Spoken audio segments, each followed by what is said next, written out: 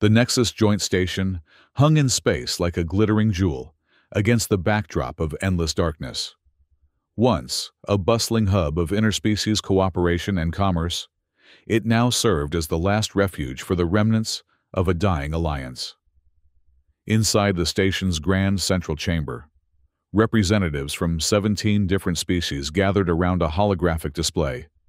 Their faces, or what passed for faces among the more exotic members, lined with exhaustion and defeat. Admiral Kira Voss, a tall Eldarian with silvery skin that seemed to absorb and reflect the hologram's blue light, placed both hands on the edge of the display console. The gesture was an unmistakable sign of her weariness. 70%, she said, her voice carrying the weight of countless defeats.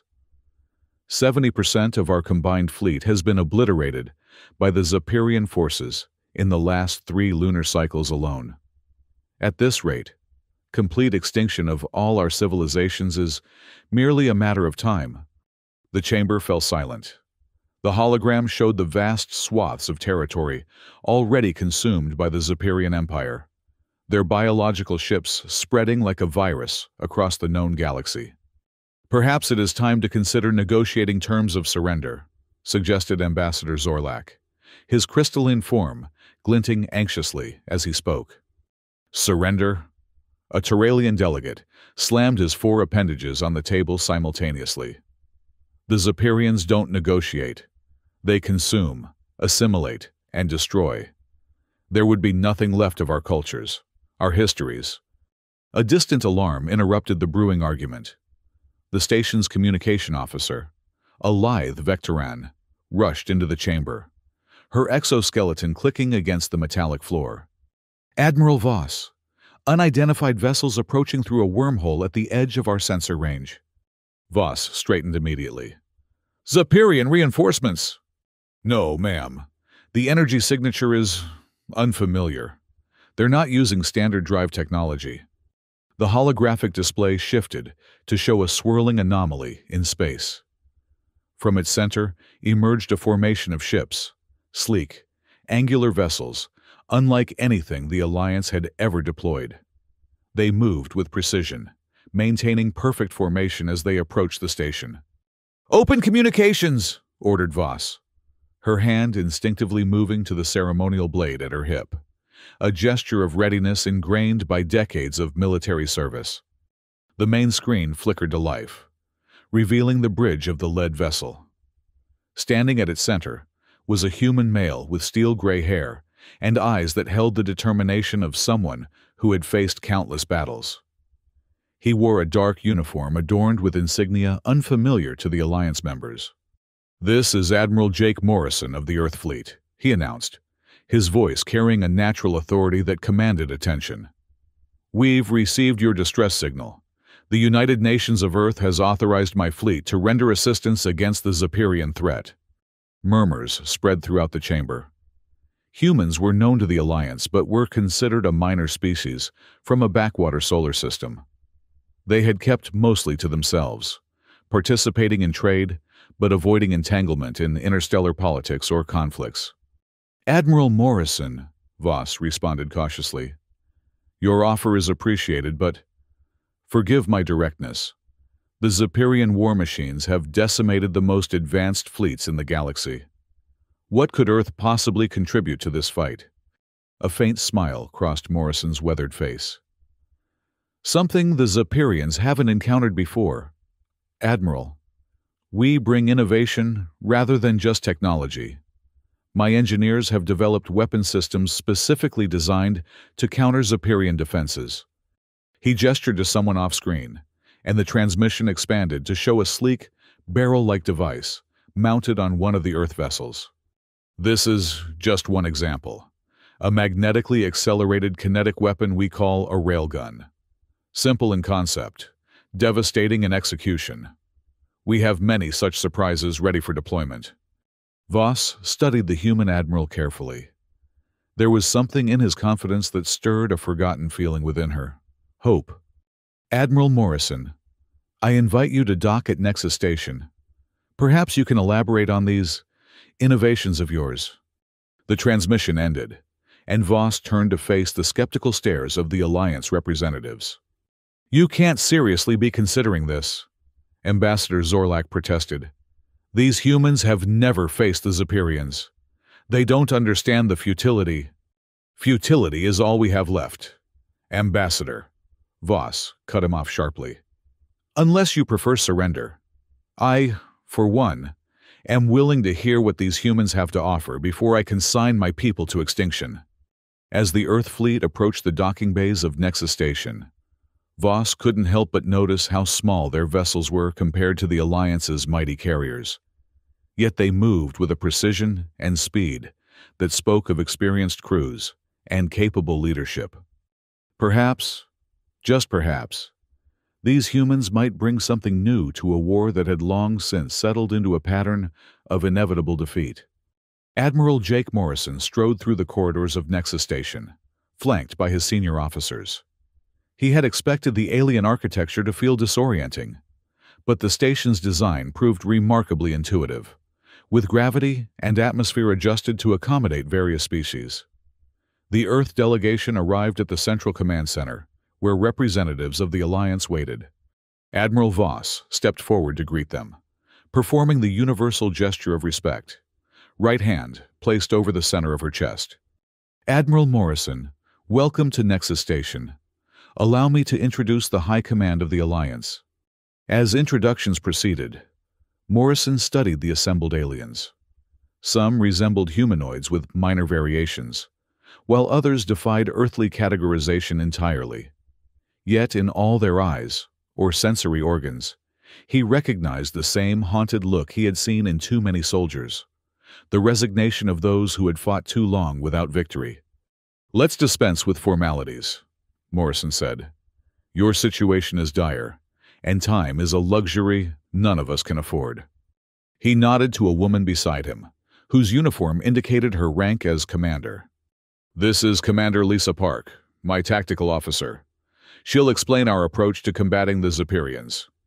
Park stepped forward, activating a holographic projector she carried.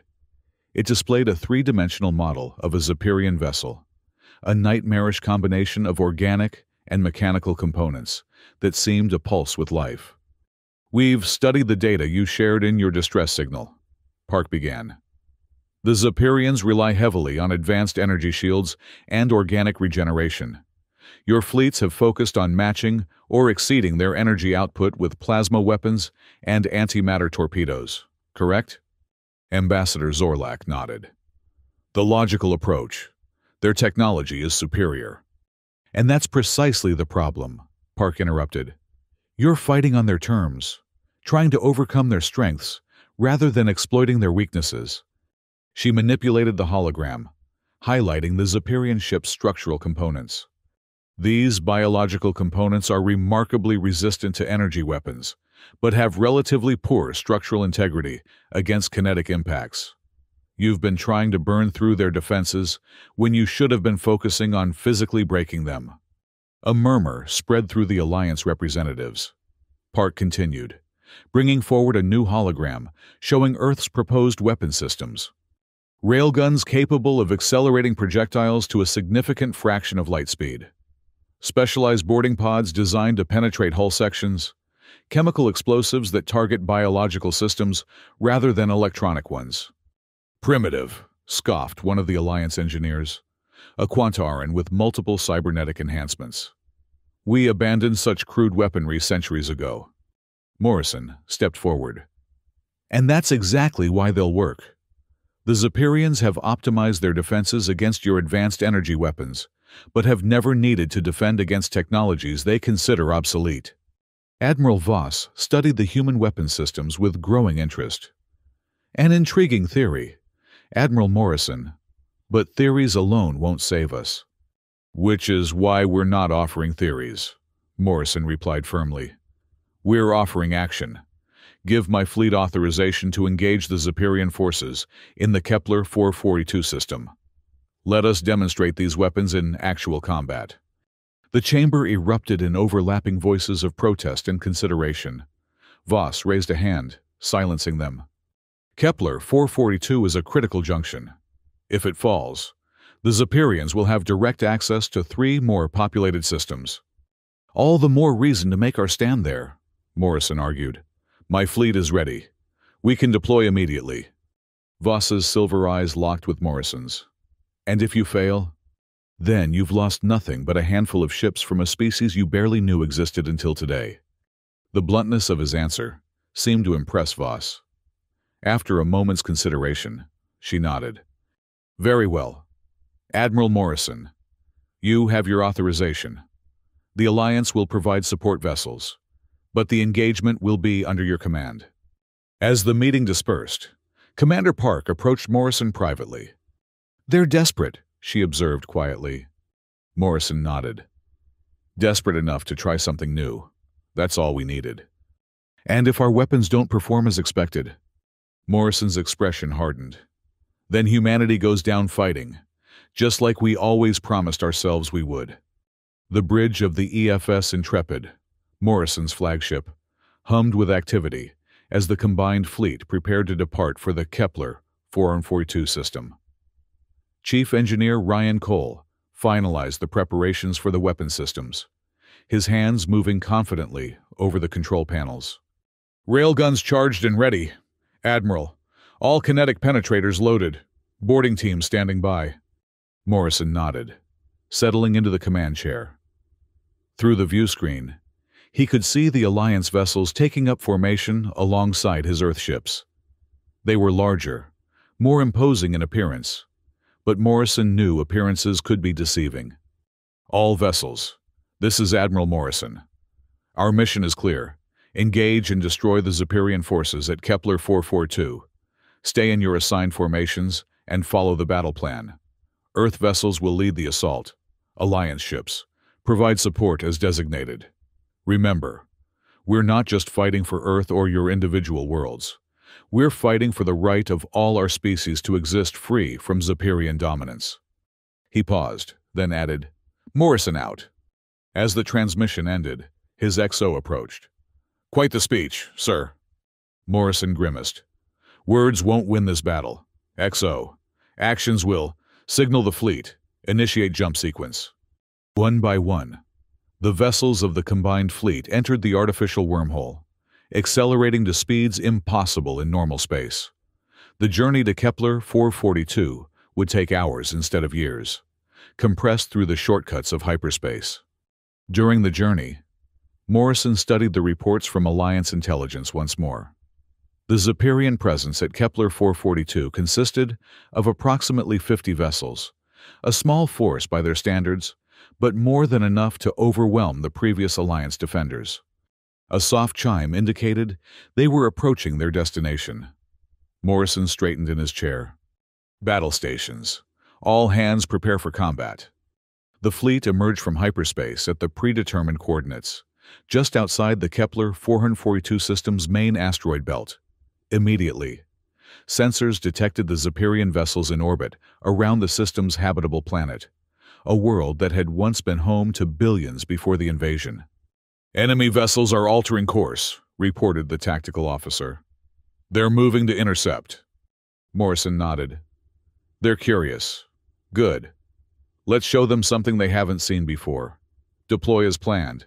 Diamond formation. Earth vessels at the points. Alliance ships filling the center.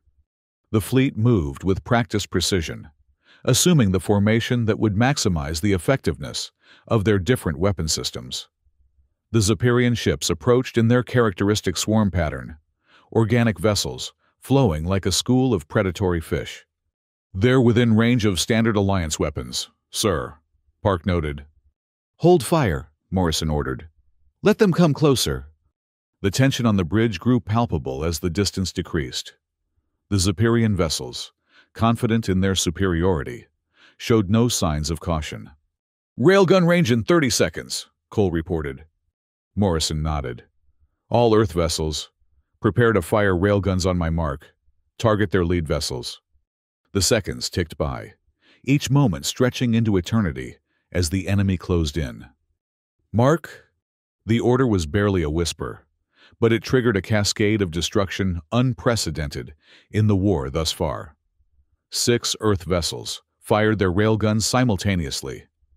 There was no visible beam, no dramatic energy discharge, just the silent launch of tungsten rods accelerated to near relativistic speeds.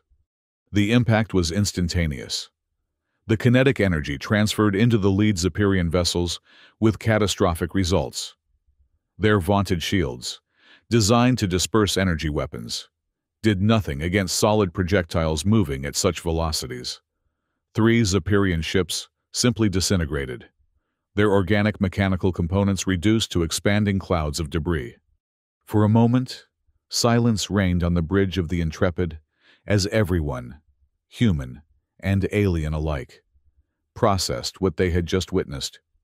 "Second volley," Morrison ordered, his voice cutting through the stunned silence. "Different targets. Fire." Again, the railguns discharged their deadly payload. This time, the Zephyrian fleet attempted evasive maneuvers, but their movements were predictable to Park's tactical algorithms. 4 more enemy vessels were destroyed or critically damaged. The Zephyrian response came swiftly. The remaining ships adjusted their formation, bringing their energy weapons to bear. Beams of coherent plasma lashed out toward the Alliance fleet. "Evasive maneuvers," Morrison commanded. "All ships break formation and execute defense pattern Omega." The Earth vessels, smaller and more maneuverable than their Alliance counterparts, scattered like startled birds. The Alliance vessels, following prearranged protocols, absorbed the brunt of the Zephyrian attack with their advanced shields. "Sir, the Zephyrians are adapting," Park warned. "They're keeping their distance, staying outside railgun effective range." Morrison nodded. "As expected, Phase 2, deploy missile swarms." From the Earth vessels erupted clouds of small, independently guided missiles. Unlike the Alliance's antimatter torpedoes, these were simple chemical explosives with specialized payloads designed to target the biological components of Zephyrian ships. The Zephyrian vessels, detecting the approaching missiles, deployed countermeasures, energy fields designed to detonate conventional warheads before impact. But these missiles contained no electronic components to target. Their guidance systems were mechanical, their detonators chemical. Dozens of missiles penetrated the Zephyrian defenses, attaching themselves to the hulls of enemy vessels. The explosions that followed weren't particularly powerful by Alliance standards, but they were precisely targeted. The chemicals released attacked the organic components of the Zephyrian ships like a virus, spreading through their systems and causing cascading failures. "Boarding teams, prepare for deployment," Morrison ordered. "Target the disabled vessels." From the flanks of the Earth fleet, launched specialized boarding pods, compact vessels designed for a single purpose: to breach enemy hulls and deliver combat teams. Sergeant Maria Santos led the first wave of boarding parties. Her pod slammed into the hull of a disabled Zephyrian cruiser, drills and shaped charges, creating an entry point for her 12-person team. "Breach successful," she reported through the tactical network. "Entering hostile vessel." The interior of the Zephyrian ship was unlike anything human soldiers had encountered before, a nightmarish blend of technology and organic tissue that seemed to pulse and react to their presence. The atmosphere was thick, humid, filled with spores that would have been deadly without their specialized environment suits. "Remember your training," Santos instructed her team. "Target nerve clusters and biological processing nodes. Plant charges at structural junctions." The human soldiers moved with practiced efficiency, placing explosive devices at key points throughout the ship. They encountered minimal resistance. The Zephyrian crew, adapted for space combat, were poorly equipped for repelling boarders. Those that did oppose the humans were quickly dispatched with conventional firearms, another primitive technology that proved devastatingly effective against organisms unused to physical projectiles. "Charges set," Santos reported after 20 minutes of methodical work. All teams returning to extraction points. As the boarding teams withdrew to their pods, the explosives detonated in sequence, destroying the Zephyrian vessel from within. Similar reports came in from other boarding teams, 7 Zephyrian vessels rendered completely inoperable through internal sabotage. Back on the Intrepid, Morrison watched the battle unfold with grim satisfaction. The Zephyrian fleet, caught unprepared for these unconventional tactics, was in disarray.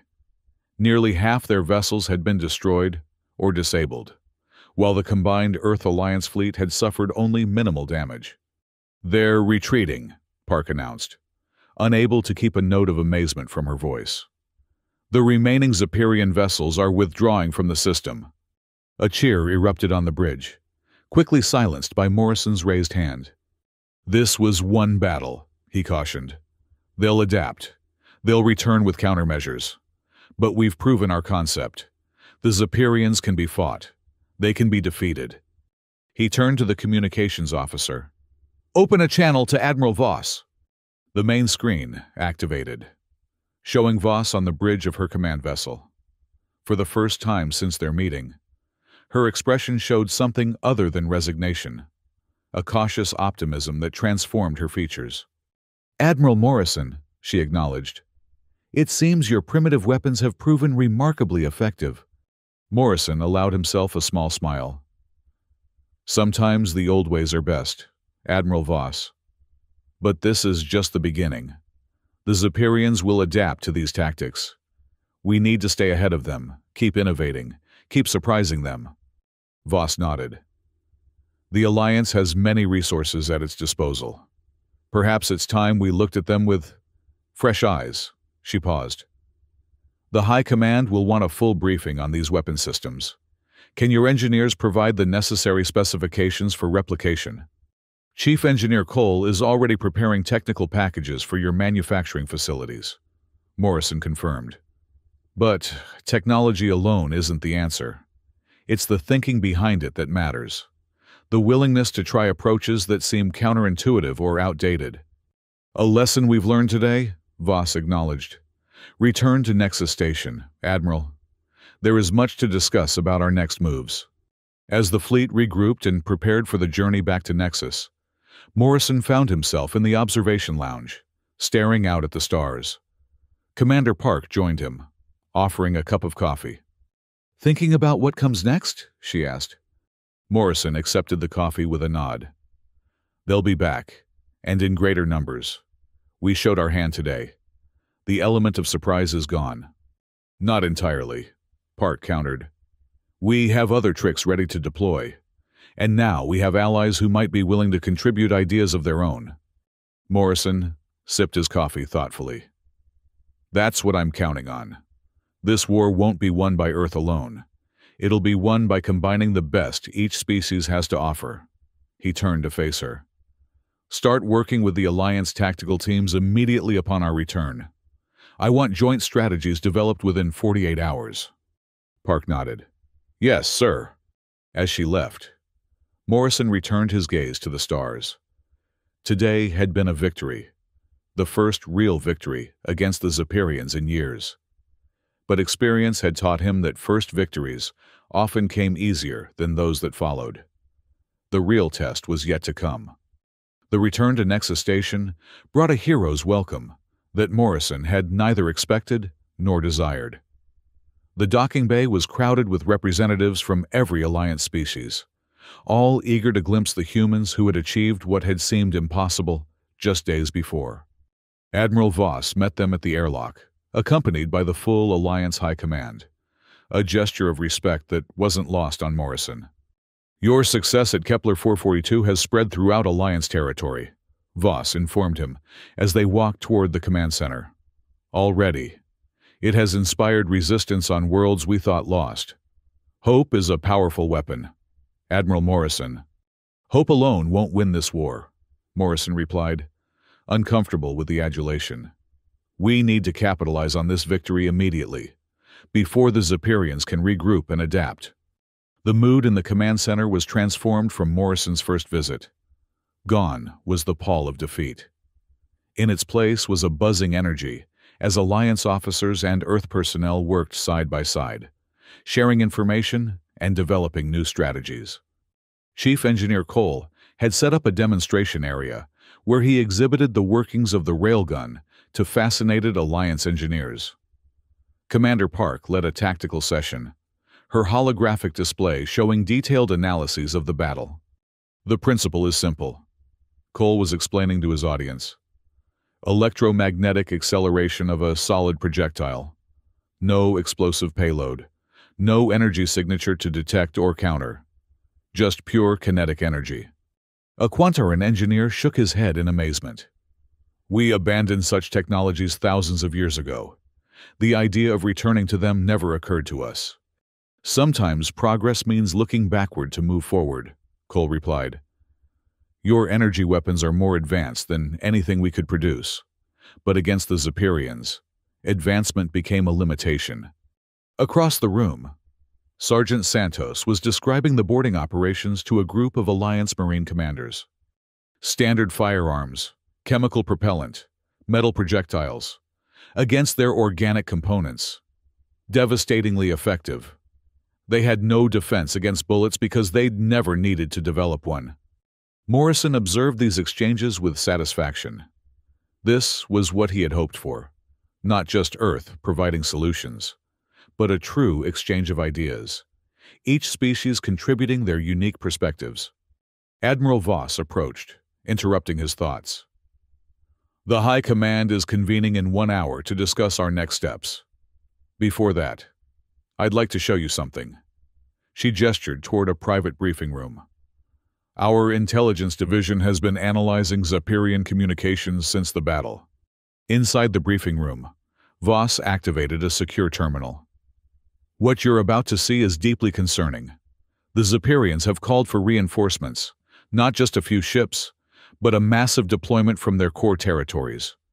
The display showed intercepted Zepyrian communications, incomprehensible sequences of bioelectric pulses that had been partially decoded by Alliance cryptographers. They're deploying what translates roughly as an apex predator, along with a large battle group. Our analysts believe this is a specialized command vessel, possibly with enhanced capabilities specifically designed to counter your kinetic weapons. Morrison studied the data carefully. How soon? 3 days. Perhaps 4. They'll converge at the Proxima Nebula before launching a coordinated assault on multiple fronts. Morrison's mind raced through the implications. They're taking us seriously now. Good. Voss looked at him sharply. Good? They're sending enough firepower to obliterate half the Alliance in one sweep. But they're also behaving predictably, Morrison pointed out. They're gathering their forces in one location. That gives us an opportunity. An opportunity for what? Even with your new weapons, we can't possibly match the firepower they're assembling. Morrison studied the stellar map, focusing on the Proxima Nebula. Tell me about this nebula. Composition, density, radiation levels? Voss seemed puzzled by the question but answered. Primarily hydrogen with trace elements. Relatively dense for a nebula. Moderate radiation from several protostars in the early stages of formation. A slow smile spread across Morrison's face. Protostars. Interesting. He tapped the display, zooming in on the nebula. We don't need to match their firepower. Admiral Voss, we just need to use what's already there. Before Voss could question him further, an urgent communication interrupted them. The Alliance officer who appeared on the screen looked deeply disturbed. Admiral Voss, we've detected unusual activity in the Kepler 442 system. The Zepyrians. They're returning to the battlefield. Already, Voss's surprise was evident. Our intelligence suggested we had days before their response. These aren't reinforcements from their core territories, the officer clarified. These appear to be modified vessels from nearby sectors. They've adapted. Morrison and Voss exchanged grim looks. Show us, Morrison ordered. The display shifted to show sensor readings from Kepler 442. Where before the Zepyrian vessels had been relatively uniform in design, these new arrivals showed significant modifications. Their hulls were reinforced with what appeared to be layered armor plating, a clear adaptation to counter kinetic weapons. They've added physical armor, Morrison observed, Impressive response time. The Zephyrians evolve quickly, Voss explained. Their ships are partially organic, capable of accelerated adaptation when pressed. Morrison studied the new Zephyrian designs carefully. Adaptation works both ways. Commander Park? Park, who had joined them upon receiving the alert, stepped forward. Sir? How quickly can we modify our railgun projectiles to incorporate penetrator caps? Park considered for a moment. With the Alliance's manufacturing capabilities, hours, not days. And the boarding pods? We'd need a new approach. Their hulls appear too dense for our current breach methods. Morrison nodded thoughtfully. Work with Sergeant Santos. Develop alternative entry techniques. He turned to Voss. We need to respond immediately. If we allow these modified vessels to attack unchallenged, it will undo the psychological impact of our previous victory. Voss didn't hesitate. I agree. How many ships do you need? The same force composition as before, but with one addition. Morrison pointed to a class of Alliance vessel he hadn't utilized in the previous engagement. A massive carrier that served primarily as a support platform. These carriers, how quickly can they be retrofitted with railguns? Voss conferred briefly with her engineering staff. 36 hours for a basic installation. Not optimal, but functional. We don't have 36 hours, Morrison countered. What can be done in 12? The Alliance engineers looked skeptical, but Cole stepped forward. With Earth technicians working alongside Alliance engineers, we could manage a rudimentary installation in 14 hours. It won't be pretty, but it'll work. Make it happen, Morrison ordered. We launch in 15 hours. As the briefing dispersed into frantic activity, Voss lingered. You're certain about this? These adapted vessels will be specifically designed to counter your previous tactics. Morrison's expression was resolute. Which is precisely why we won't use the same tactics. The key isn't the weapons, Admiral Voss. It's the thinking behind them. The Zephyrians are adapting to what we did yesterday. We need to focus on what we'll do tomorrow. The preparations proceeded at a feverish pace. Alliance manufacturing facilities, once dedicated to producing ever more sophisticated energy weapons, now churned out primitive, kinetic projectiles by the thousands. Earth engineers worked alongside alien counterparts, improvising modifications to both human and Alliance vessels. In the midst of this controlled chaos, Morrison found a moment to check on Santos and her boarding teams.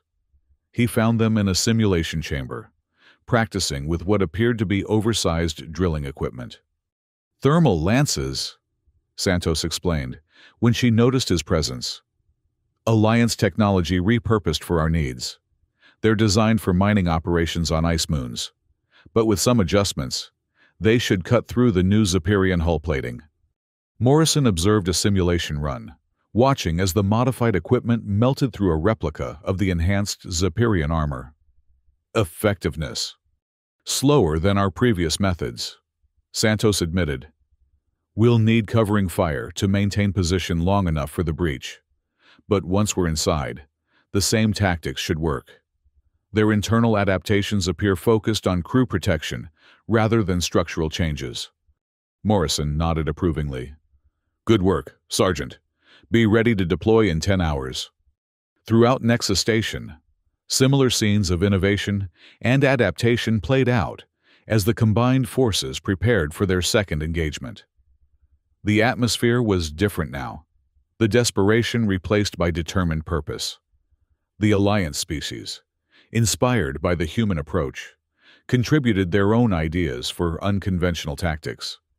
14 hours after the modified Zephyrian vessels were detected, the combined fleet was ready to launch. The retrofitted Alliance carriers looked ungainly with Earth railguns bolted to their frames. But testing confirmed the weapons were functional. From the bridge of the Intrepid, Morrison addressed the fleet. The enemy has adapted to our previous tactics. They believe they've neutralized our advantage. Our job is to prove them wrong. Stay flexible, follow the battle plan, and remember, we're fighting for the survival of all our species. Morrison out. The journey to Kepler 442 was tense. Each person aboard the fleet vessels aware that this engagement would be far more challenging than the first. The element of surprise was gone. Now would come the true test of their approach. As the fleet emerged from hyperspace, sensors immediately detected the waiting Zephyrian force. 35 vessels with the modified armor plating, arranged in a defensive formation around a central command ship, nearly twice the size of the others. The Apex Predator. Park identified, studying the sensor readings. Heavily armored, multiple weapon emplacements. Definitely their command vessel. Morrison studied the enemy formation. They're being cautious. No aggressive advance this time. He turned to his tactical officer. Deploy the fleet in crescent formation. Alliance carriers at the center. Earth vessels on the flanks. The fleet moved into position, maintaining distance from the Zephyrian forces. For several tense minutes, neither side advanced. They're waiting for us to make the first move, Park observed. They want to gauge our approach before committing. Morrison nodded. Then let's not disappoint them. Signal the dauntless and the fearless to advance. Standard railgun attack pattern. 2 Earth destroyers broke formation, accelerating toward the Zephyrian line. As they came within range, they fired their railguns at the nearest enemy vessels. The tungsten projectiles, now modified with penetrator caps, struck the Zephyrian armor at tremendous velocity. The results were less spectacular than in the previous engagement, where before, Zephyrian vessels had disintegrated on impact. Now, they merely suffered localized damage, significant, but not catastrophic. Armor is effective, Park reported.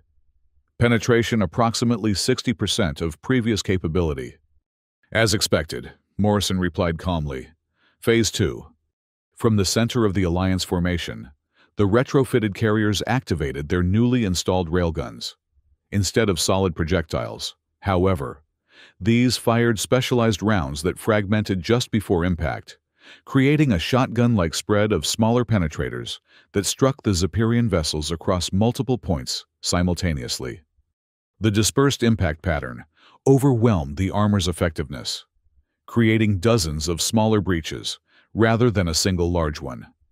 Through these breaches, the Alliance launched a barrage of modified energy torpedoes, combining human kinetic breach tactics with Alliance energy weapon technology. The results were devastating.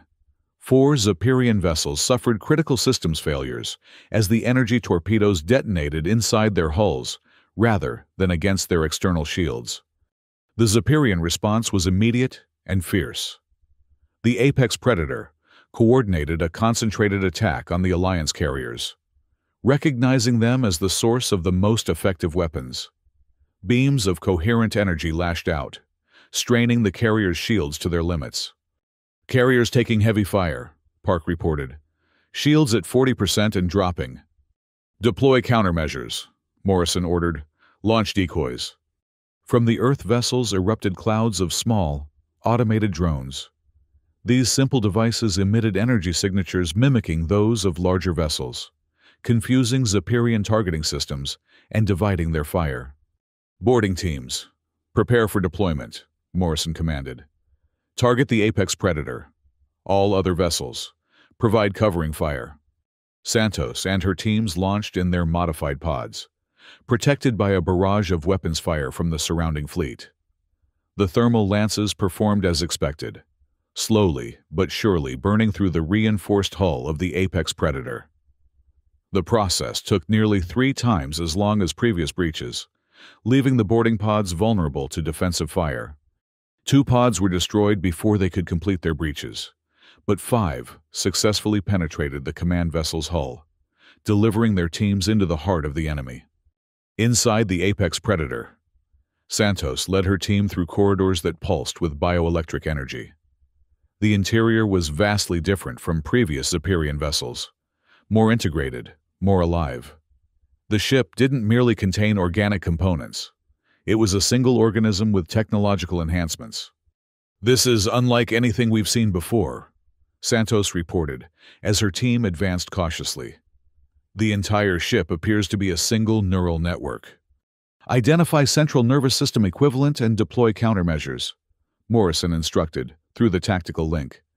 Santos directed her teams to follow the increasing density of neural pathways that ran through the vessel. These led them to a central chamber where the organic and mechanical systems converged around what appeared to be a brain-like structure suspended in a nutrient bath. Central processor located, Santos confirmed, deploying neural disruptors.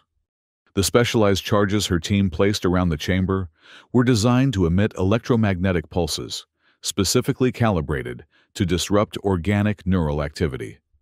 As they detonated, the effect rippled throughout the ship. Systems failed, weapons went offline, and the massive vessel began to drift. "The Apex Predator is disabled," Park announced on the Intrepid's bridge. "Zephyrian fleet coordination is deteriorating." Morrison nodded in satisfaction. "All vessels, concentrate fire on the remaining enemy ships. No mercy." The combined fleet pressed their advantage, unleashing a devastating barrage against the now disorganized Zephyrian forces.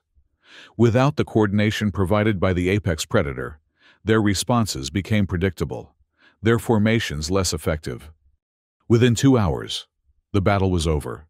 27 Zephyrian vessels destroyed, 7 disabled, and only 1 escaped to carry word of the defeat back to their command. The boarding teams were extracted from the disabled Apex Predator, bringing with them valuable data cores and biological samples that would provide insights into Zephyrian technology and physiology. As the fleet regrouped, Morrison received a transmission from Admiral Voss. "Impressive adaptation, Admiral Morrison," she acknowledged. "The Zephyrians thought they had countered your tactics, but you were already 2 steps ahead." "Not me," Morrison corrected. "Us. This victory belongs to all our species working together. Human tactics, alliance technology, combined thinking." Voss nodded, a new respect evident in her expression. "Indeed. But we must not become complacent. The next Zephyrian response will be even more aggressive. Which is why we need to take the initiative," Morrison replied. "The intelligence you showed me earlier about the Zephyrian reinforcements gathering at the Proxima Nebula, that's our next target." Voss looked startled. "Attack their gathering point? That would be suicide. You said yourself they're assembling enough firepower to destroy half the Alliance." "I also said we don't need to match their firepower," Morrison reminded her. "We just need to use what's already there." He gestured to the tactical display. The Proxima Nebula contains protostars, hydrogen clouds in the early stages of fusion. With the right catalyst, those protostars could be induced into premature fusion ignition. Understanding dawned in Voss's eyes. "You're suggesting we turn the nebula itself into a weapon?" Morrison nodded. "A natural fusion bomb on a stellar scale. We wouldn't be fighting the Zephyrian fleet. We'd be using the fundamental forces of nature against them. The risk would be enormous," Voss cautioned. "Once initiated, such a reaction would be impossible to control. Our own fleet would be in danger." "Not if we time it correctly," Morrison argued. "A small strike team could infiltrate the nebula, plant the catalysts at strategic points, and withdraw before detonation." Voss considered the proposal, her tactical mind assessing the possibilities. "The High Command will need to approve such a mission. The potential consequences are far outweighed by the consequences of inaction." Morrison finished for her. "The Zephyrians are gathering a force that could end this war in a single stroke. We have an opportunity to turn their concentration against them." After a moment's contemplation, Voss nodded. "Prepare a detailed operation plan. I'll present it to the High Command upon our return to Nexus." The fleet's journey back to Nexus Station was marked by a mixture of celebration and somber preparation. The 2 victories had proven that the Zephyrians could be defeated, but the intelligence reports indicated that the enemy was mobilizing on an unprecedented scale. The gathering at the Proxima Nebula now included over 3,000 vessels, more than half the known Zephyrian fleet. Upon their return, Morrison found the atmosphere at Nexus Station transformed once again. Where before, there had been desperation, followed by cautious hope. Now, there was a steely determination. Representatives from Alliance worlds previously hesitant to commit resources were now pledging their full support to the war effort. The High Command convened an emergency session to hear Morrison's proposal for Operation Stellar Fire, the plan to trigger fusion ignition within the Proxima Nebula. The briefing room was packed with Alliance leaders, all focused intently on the holographic display as Morrison outlined the mission. The Zephyrian fleet is gathering here. He indicated a region within the nebula where sensor readings showed a concentration of enemy vessels.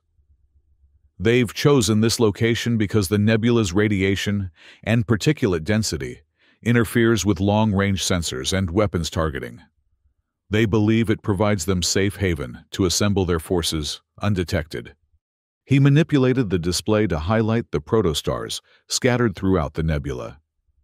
These protostars are hydrogen masses that have begun the process of gravitational collapse, but haven't yet achieved the density necessary for sustained fusion. With the right catalyst, we can accelerate that process. Chief Engineer Cole stepped forward to explain the technical aspects. We're proposing the deployment of modified antimatter charges at these 7 points within the nebula. He highlighted the locations on the display.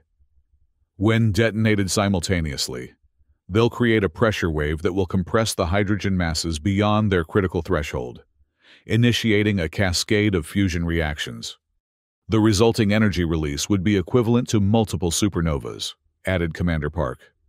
The entire nebula would effectively become a temporary star for approximately 37 minutes before burning itself out. A murmur ran through the assembled leaders. Ambassador Zorlak, who had been among the most skeptical of human involvement, raised a valid concern. And how do you propose to deploy these catalysts without being detected by the Zephyrian fleet? Morrison nodded to Sergeant Santos, who stepped forward. A small infiltration team using modified stealth vessels, the same nebula properties that the Zephyrians are using for concealment, will work in our favor. Our ships will be virtually undetectable amongst the radiation and particulate matter. And extraction? Pressed another Alliance commander. Once the catalysts are deployed, how long before detonation? The timing sequence allows for 15 minutes between placement of the final catalyst and initiation of the reaction, Santos explained. Sufficient time for our teams to reach minimum safe distance. Admiral Voss, who had been listening silently, finally spoke. The Zephyrians have proven highly adaptable. What assurance do we have that they won't detect these catalysts before detonation and simply remove them? The catalysts will be disguised as natural space debris, Cole explained. Unless specifically searching for them, which would require knowing our plan in advance, they would register as nothing more than meteoroids or cometary fragments. Discussion continued for hours. Every aspect of the plan scrutinized, every potential failure point identified and addressed. Finally, Admiral Voss called for a vote among the High Command. The decision was unanimous. Operation Stellar Fire was approved. The preparations moved forward with urgent precision. Alliance scientists worked alongside Earth engineers to perfect the antimatter catalysts, each one calibrated to trigger a precise reaction within its target protostar. Stealth technology from multiple species was incorporated into the infiltration vessels, creating ships virtually invisible to all known detection methods. Sergeant Santos personally selected the infiltration teams, a mixture of human special forces and Alliance operatives with experience in covert operations. They trained together in simulated nebula conditions, practicing catalyst deployment and emergency extraction procedures. 3 days later, the mission was ready to launch. The combined fleet would position itself at the edge of the nebula, ready to engage any Zephyrian vessels that attempted to escape once the reaction began. The infiltration teams would penetrate deep into the nebula, placing the catalysts at the designated coordinates before withdrawing to rejoin the fleet. On the eve of the operation, Morrison found himself once again in the observation lounge, contemplating the enormity of what they were about to attempt. Admiral Voss joined him, her silver skin reflecting the starlight. "Having second thoughts?" she asked quietly. Morrison shook his head. "Not about the mission. It's the right move, perhaps the only move that gives us a chance against such overwhelming numbers." "Then what troubles you?" He turned to face her. "What comes after?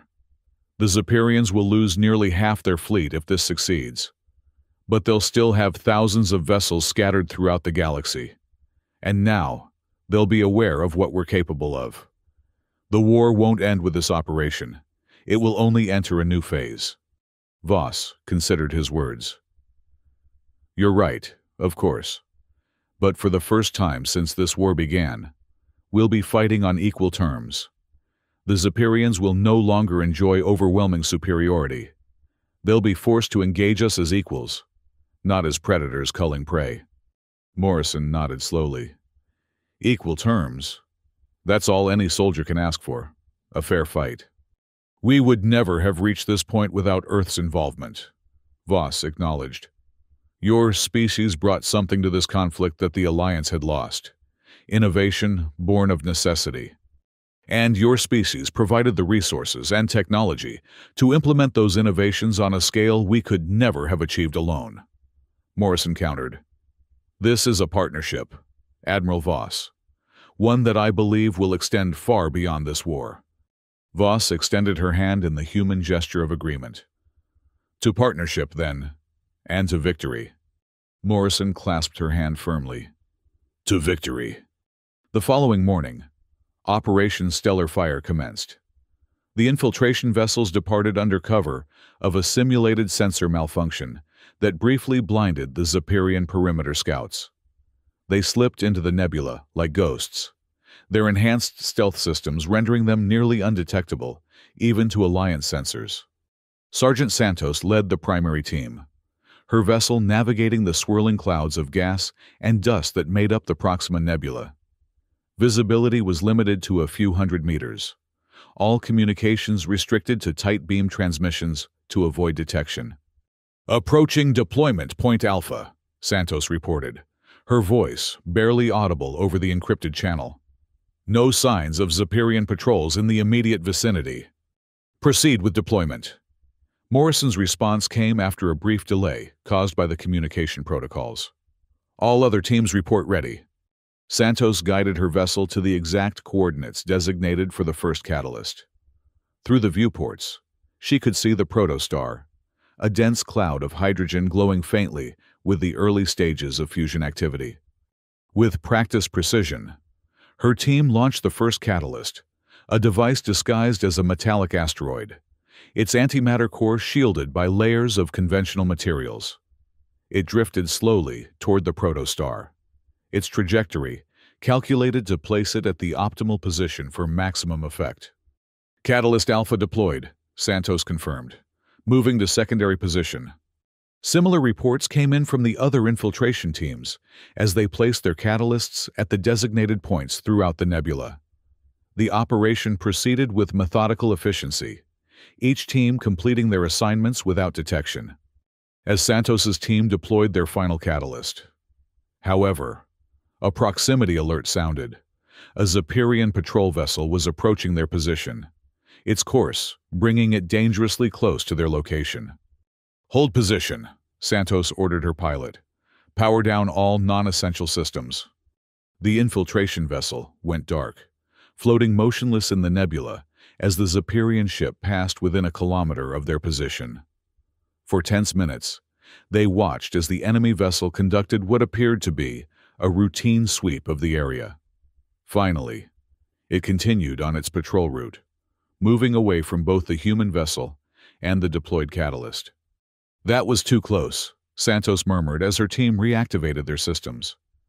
Final catalyst deployed, beginning extraction. The infiltration vessels converged at their designated rendezvous point, confirming that all 7 catalysts had been successfully placed. The activation sequence was initiated, a synchronized timer that would trigger the antimatter reaction simultaneously in all devices. 15 minutes to reaction initiation, Santos reported to the fleet. All teams withdrawing to minimum safe distance. On the bridge of the Intrepid, Morrison watched the sensor display as the infiltration vessels emerged from the nebula. All ships accounted for, Park confirmed. No pursuit detected. The Zephyrians still don't know what's coming, Morrison observed. Prepare the fleet for rapid response.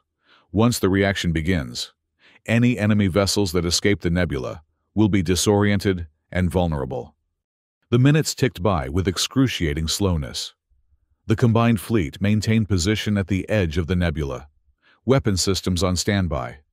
Every sensor focused on the swirling clouds of gas and dust that concealed the massive Zephyrian force. 30 seconds to catalyst activation, Park announced, her voice tense. Morrison straightened in his command chair. All vessels, prepare for extreme radiation burst. Shields at maximum. 10 seconds. 5. Catalyst activation initiated. For a moment, nothing seemed to happen. Then, deep within the nebula, 7 points of intense light flared simultaneously. The antimatter cores of the catalysts annihilated, releasing energy that compressed the surrounding hydrogen clouds past their critical density. The effect cascaded outward with terrifying speed. Protostars that had been slowly coalescing for millions of years suddenly achieved in seconds the density required for sustained fusion. The energy release was catastrophic, a chain reaction that spread throughout the nebula like a firestorm. The view screens automatically darkened as the nebula transformed into a blazing inferno. Sensors detected thousands of Zephyrian vessels caught in the conflagration, their shields overwhelmed by the intensity of the fusion reaction, their organic components incinerated by radiation levels that exceeded the output of a main-sequence star. Energy wave approaching, Park warned. Impact in 5 seconds.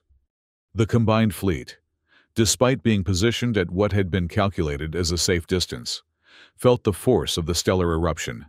Shields flared as they absorbed the radiation and particulate matter ejected from the nebula.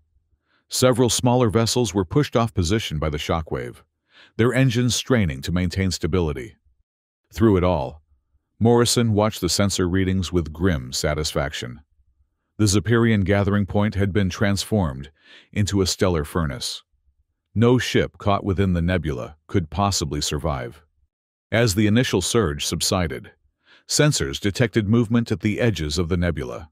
Zephyrian vessels that had been positioned far enough from the center of the reaction to avoid immediate destruction. They emerged in disarray, their formations broken, many showing signs of severe damage. Approximately 200 enemy vessels detected, Park reported. They appear to be attempting to regroup. They won't get the chance, Morrison declared. All vessels, engage the survivors, no mercy. The combined fleet moved forward, engaging the Zephyrian survivors with coordinated precision. Railguns targeted the larger vessels, while Alliance energy weapons dispatched the smaller craft.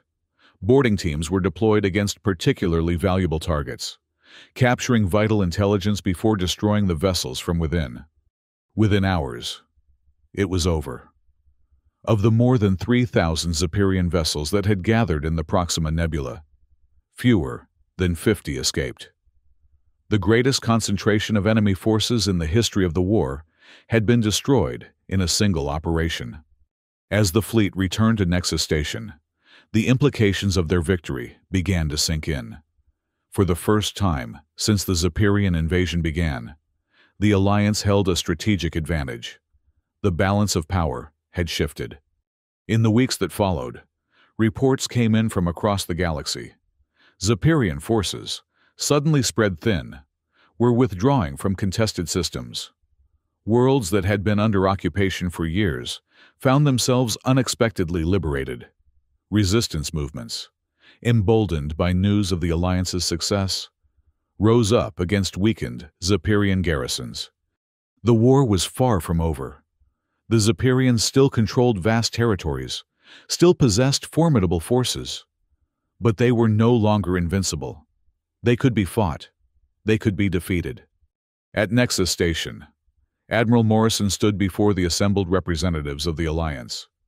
What had once been a council of despair was now a gathering of determined leaders, united in purpose and confident in their ability to prevail. Operation Stellar Fire has given us a momentary advantage, Morrison cautioned them. But the Zephyrians are adaptive. They will regroup. They will develop new tactics and technologies. Our victory at Proxima has bought us time, but we must use that time wisely. He activated the central display, showing a strategic map of known Zephyrian territory. Intelligence suggests they've withdrawn to these core systems to consolidate their remaining forces. We have a window of opportunity to press our advantage before they can recover. Admiral Voss stepped forward to stand beside him. The Alliance proposes a series of coordinated offensives against these key Zephyrian strongholds. She indicated several systems on the display. Simultaneously, we'll deploy liberation forces to assist resistance movements on occupied worlds. The strategy session continued for hours, plans developing and evolving as representatives from different species contributed their insights. Morrison observed with satisfaction the transformation that had occurred. Where once there had been resignation and defeat, now there was purpose and determination. As the meeting concluded, Morrison found himself approached by Ambassador Zorlak, once his most vocal skeptic. Admiral Morrison, the crystalline being acknowledged. I owe you an apology. I doubted the value of Earth's contribution to this conflict. I was wrong. Morrison shook his head. No apology needed, Ambassador. Skepticism is healthy, especially in war. It forces us to question our assumptions, to prove our theories. Nevertheless, Zorlak insisted, your species has taught the Alliance a valuable lesson, one that may well save all our civilizations. And what lesson is that? That true advancement comes not from technology alone, but from the willingness to think differently, to challenge conventional wisdom, to see opportunity where others see only obstacles. The ambassador's crystalline form shimmered with what Morrison had come to recognize as intense emotion. The Zephyrians believed themselves invincible because they had never encountered a species that thought as humans do. Morrison considered the ambassador's words. Every species brings something unique to the table, Ambassador. Humans aren't special in that regard. What made the difference was combining our various strengths, human innovation, Alliance resources, the unique perspectives of 17 different evolutionary paths. A combination that would never have occurred without Earth's intervention, Zorlak pointed out. The Alliance had forgotten how to hope. Admiral Morrison, your people reminded us. As the ambassador departed, Commander Park approached with a data tablet. Final casualty reports. Sir, remarkably light, considering the scale of the operation. Morrison reviewed the figures with a mixture of relief and regret. Even a single death was too many. But compared to the losses the Alliance had suffered before Earth's involvement, the numbers were indeed cause for cautious optimism. What's our next move, sir? Park asked. Morrison gazed at the strategic display, where Alliance vessels were already moving to press their advantage against the retreating Zephyrian forces. We continue to innovate. We continue to surprise them. And we never, ever let them adapt to our tactics. He turned to face his XO, his expression resolute. The real war has only just begun, Commander. But for the first time, we're fighting on our terms, not theirs. Park nodded, understanding the weight of his words. The crew is ready, sir. Whatever comes next. Good, Morrison replied. Because I have a feeling the Zephyrians have some surprises of their own waiting for us. This victory was significant, but it's far from the end. In many ways, it's just the beginning. As he spoke those words, sensors at the edge of Alliance space detected unusual energy signatures. Zephyrian vessels employing technology never before encountered. The enemy was already adapting, already evolving new weapons and defenses. The war for survival continued, But now, it was a war the Alliance might actually win.